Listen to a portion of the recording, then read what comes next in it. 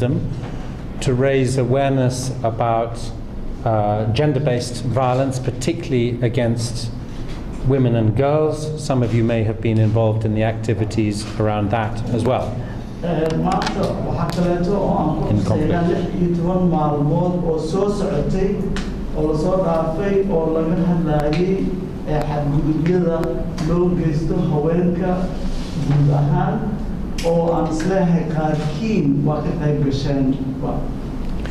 And I'm very pleased to be able to share with you all the protection of civilians report produced, as Joe said, both by the UN Human Rights Office in Geneva and by Kirsten and her team and my team here in Somalia.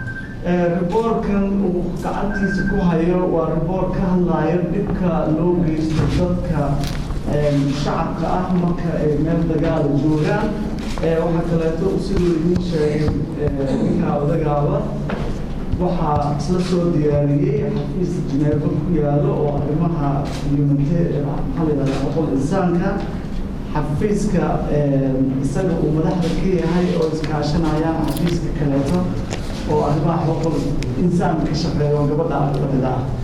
Each year we produce one report. Some of you may have come last year when it was on freedom of expression, and it's very significant that this year it's on protection of civilians for reasons I will explain. sanad kasta waxaan soo saarnaa report sanadkii hore ee la soo dhaafay report aanu kor ugu qaadayno ama aan ku hoosta kaga xariiqayno in uu qofka bini'aadamka xor u yahay inuu fikirkiisa sheegto sanadkaana waxaan reportkeenu ku salaynay sidii loo ilaalin lahaa dadka shacabka ah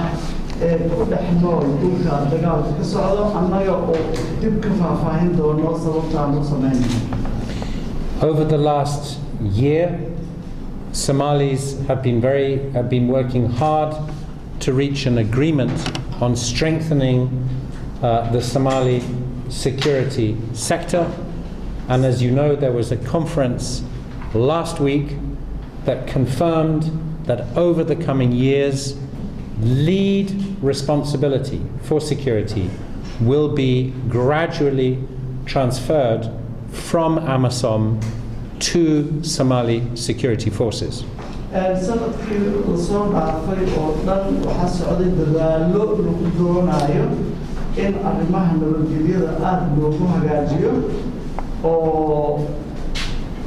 dadki hadda la soo dhaafayna waxay ahayd arrin aad maxaan ku rahay loo shaqeeyay shirkii lagu sameynayay ka dhacay xalada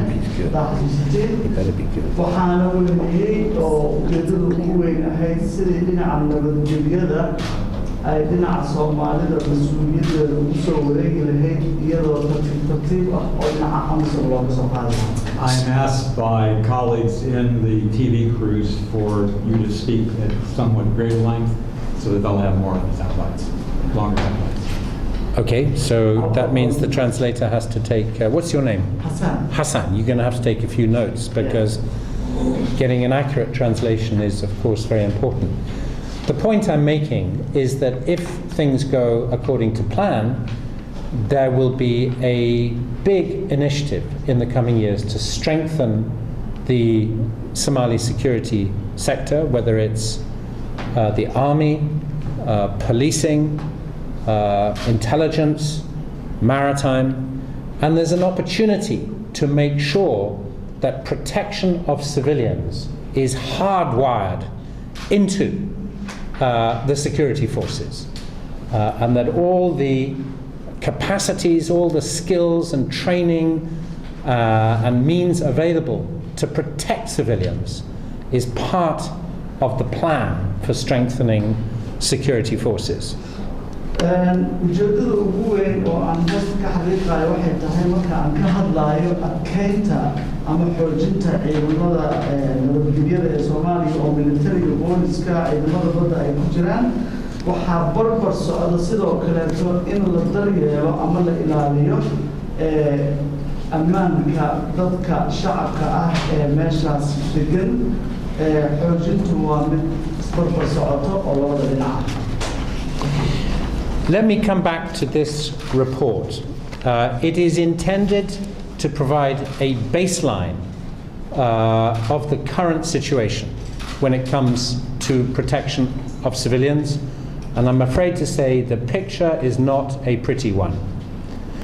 I am not going to go into the details of all the figures, but what it is saying is that there were over 4,500 civilian casualties in the approximately 20-month period up to and including the terrible bomb on October the 14th. 4,500 people killed or maimed. And of course, the bomb, the IED on the 14th of October was the worst example of deaths of civilians. haddii aan ku soo noqdo riboorka aan gacanta ku hayo waxaa weeye riboor sal u ah waxyaalaha dambiyada ah ee dadka shacabka gaara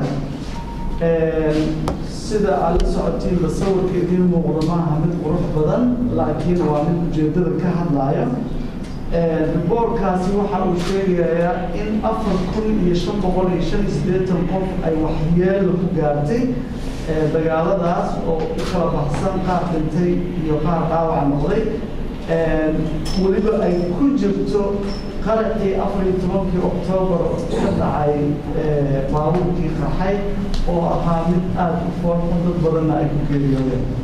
The figures are still changing, but well over 500 people were killed in the October the 14th bomb attack, making it possibly the most destructive IED, certainly in Somalia, I think in Africa and possibly in the world. And they were pretty well all, if not actually all, civilians. These were children. These were market traders. These were people visiting Mogadishu, including from the diaspora. I gather there were some journalists, there were aid workers. This was an outrage, and it is a perfect example of what Somalia must avoid in future.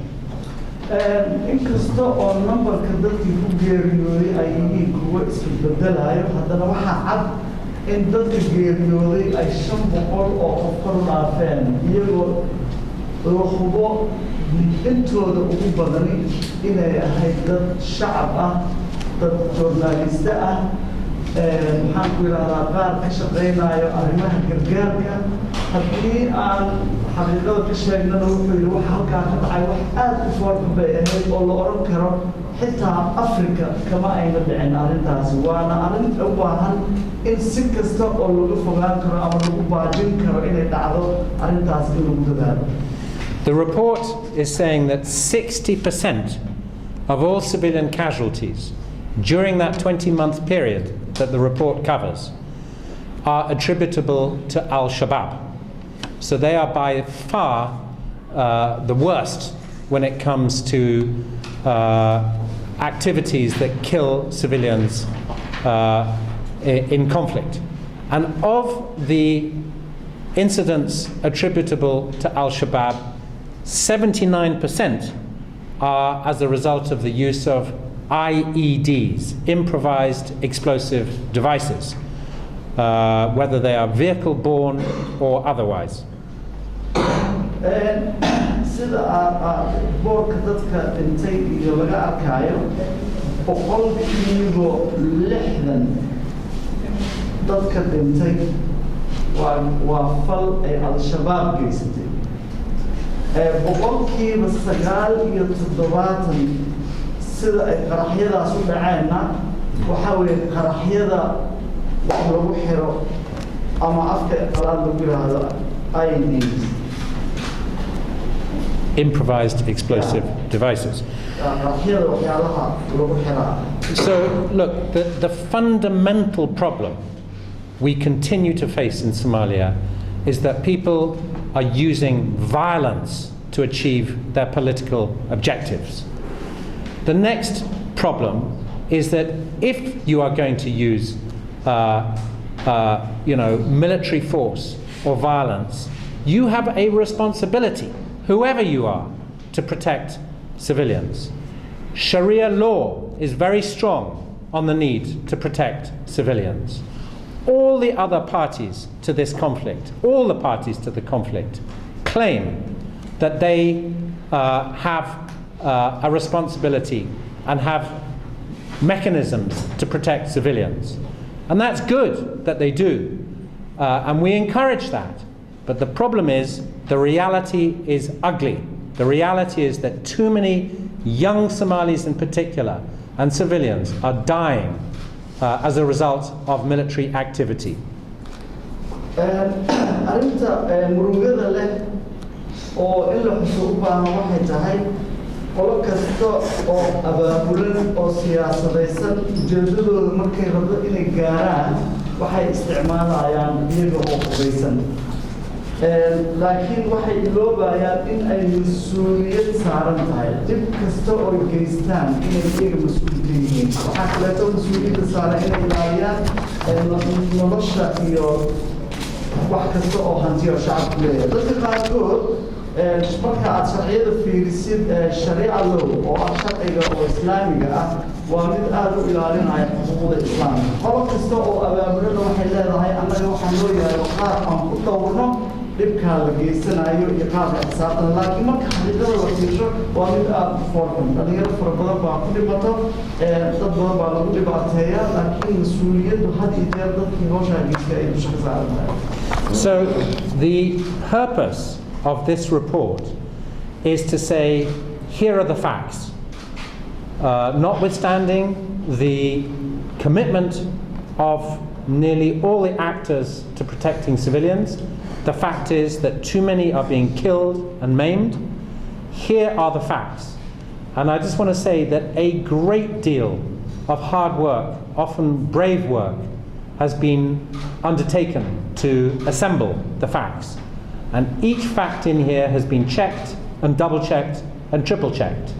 You should also know that the information in this report was shared with everybody who has a responsibility to protect civilians, and they were all given an opportunity to react to the report, and some of them have done so.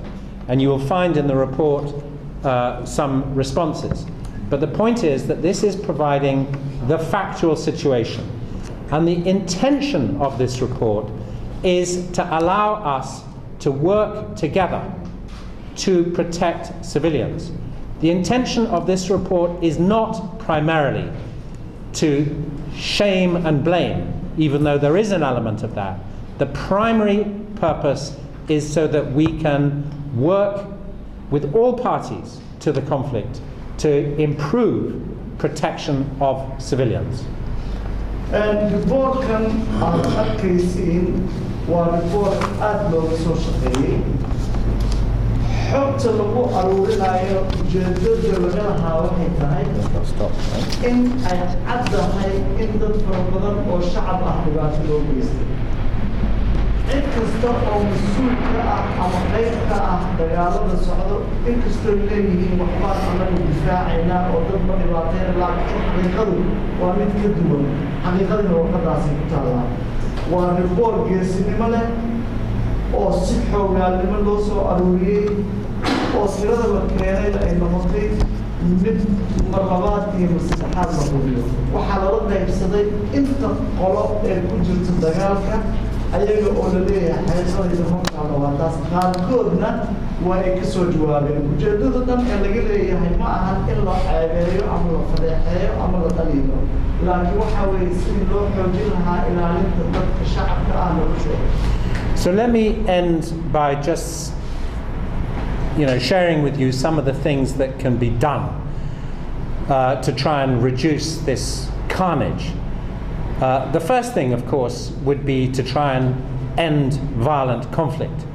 And that is why efforts to resolve conflicts and to get inclusive political processes going is so important. The second thing is that each party to the conflict must take responsibility, more responsibility, for ensuring that civilians are not killed or maimed when they undertake military activity. As I said, most of them have commitments to do this, but it isn't good enough. They are not doing enough to protect civilians. The third thing is that we can help, others can help provide the skills, the training, share experience on how, in practical terms, protection of civilians can be strengthened, including to follow up on allegations, to investigate what's happened, and to hold those responsible accountable for their actions. And let me add here that being accountable for your actions is a sign of strength, not a sign of weakness. Any party to a conflict that is involved in protection of civilians, if it is serious about that, should have a means of holding those accountable who break their own rules. And the last thing I'll say after the translation. Yes. Okay, and talooyin ayaan haynaa ayuu yiri oo arrimahaas oo dhan looga hortagi karo.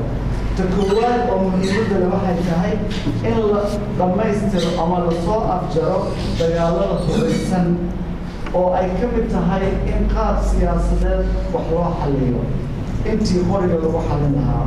Tallaabada labaad in la qaado ay tahay waxay tahay in mas'uuliyad ay qaataan dadka dagaalada ku jira, mas'uuliyaddaas oo ah sidii ay u difaaci lahaayeen dadka shacabka ah oo ay qayb ka tahay inkastoo ay leeyihiin mas'uuliyaddeedu waa qaadanay haddana waxa xaqiiqo ah inayna qaadan sababtoo ah riboorka ayaa wax uu sheegaya. Ta saddexaad waxay tahay oo lagu caawin karaa in tababarro la siiyo qaabkii loo difaaci lahaa shacabka, tababarradaas oo qayb ay ka tahay isla xisaabtan oo ay qayb ka tahay in markay dhibaato dhacdo maxkamad dadka la soo joojiyo. Macnaheeduna maaha markay timaado isla xisaabtan ama accountability markuu yimaado inay tahay jiraac, laakiin waxa ay tahay adkaan ay dowladnimada ama ciddii mas-uuliyaddaas hayso ay muujinayso. And the very last thing I will say is that it is important that awareness and understanding of this problem is increased. And I would hope that this report will be discussed both in the federal parliament, in the assemblies, in the federal member states. I hope it will be taken into account in the formation of the National Human Rights Commission, that it will be taken into account in discussions about the training of officers in the Somali National Army, in the police, in the intelligence services, that it will be used to improve public understanding of both the problem and what can be done to address the problem. So ultimately, greater understanding of this problem can contribute to better protection of civilians. But colleagues, this is something that Somalia badly needs. We cannot afford to have more and more people killed and maimed who are not party to the conflict in the coming years. It is a terrible loss of life and it represents a terrible failure if this carries on. Thank you very much. Okay, habada ugu dambayso oo aan sheegi lahaa waxa ay tahay waa in kor loo qaadaa wacyiga iyo fahamka dadka mas'uuliyadda haya ee dhinaca khilaafaadka ka socda ka haya. Dadkaasi waxa aan rajaynayaa in ay warbixintan ku soo bandhigi doonaan baarlamaanka federaalka ah ee baarlamaanada maamul goboleedyada isla markaasna marka tababarada la siinayo booliska nabad sugidda ciidamada islaamka guddigooda marka la samaynayo waxaa kaleeto aan rabaa in dowladda oo shacabka in aad loo dhowro sharcigana lagu dhowro. Of the report, along with the press statements in Somali and English, self by name and by the media outlet you represent. So I may ask colleagues to join in. wax annaga noo qarsoon ma jiro sabab aan dowladda Soomaaliyeed ku rabno inaan u dhibaataynana ma jirto ujeedadeena keliya waxa ay tahay in si taxaddar leh qaadato wararka la keenay ay noqdaan kuwo saxa waxaan weliba leenahay cid kasta oo waxaan kala rabaa inaan hoosta ka xaqiiqo dowladda Soomaaliyeed inay tahay mid howl wanaagsan wado annagana ujeedda aan leenahay oo aan doonayno inaan wejigeeda shirkadaha private-ka ee hubka sito ayaa ka mid ah kulligoodna waxay mas-uul ka yihiin qoriga ay sitaan iyo cidda ay ku dhibaateeyaan raacay security architecture oo macnihiisu yahay qaabkii loo dhisi lahaa ciidamada amniga cid kasta oo amniga Soomaaliya ka shaqeynaysa oo amisan ay ku jirtaan mas-uuliyad of expression-ka ah haddana waxaan ilaalinta dadka oo shacabka ah sanadka soo socdana qodob kale ayaan dooran doonaa. Thank you. I'll just respond. Methodology, we require 3 independent sources. So, and we don't necessarily have those in Al-Shabaab controlled areas. So that's why you see it's such a high figure. It's 79% of the 60% of civilian casualties attributed to Al-Shabaab are IED, VBID. They're much easier numbers to collect. So the figures in that case, we simply don't know. It's very empty in that regard. But we have to be rigorous, and that's why sometimes our figures are more conservative. Yeah. So you got the point that 60% is Al-Shabaab, and of the 60%... Approach, you can't contact them. It would make those people more vulnerable and susceptible. Runta meesha Al-Shabaab ay joogaan iyo dadka dhibaatada ku gaartay boorka kala madax bannaan ayaan soo ururinay saddex sida keliya oo aan xogta ku heli karnay haddii aad boorka fiirisid dhibaatada dadka loo geysto 60% ka mid ah Al-Shabaab ayaa geystay 60% dhibka intaasna waxay intaas soo hayeen. Okay, thank you. Yes, please.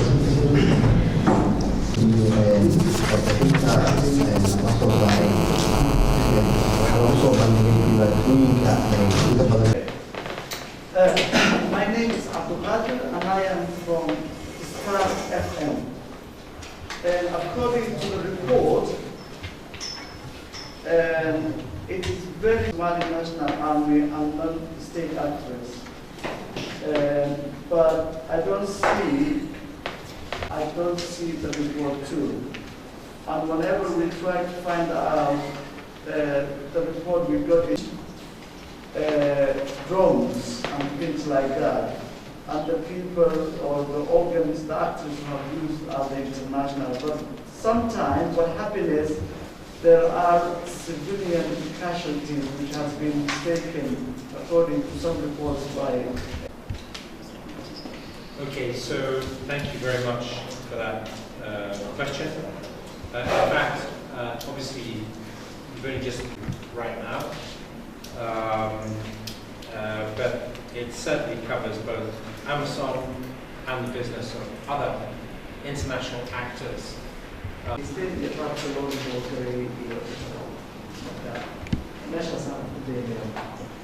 quickest way allegations made, including by individual TCCs, and on page 17 you will see also airstrikes by international.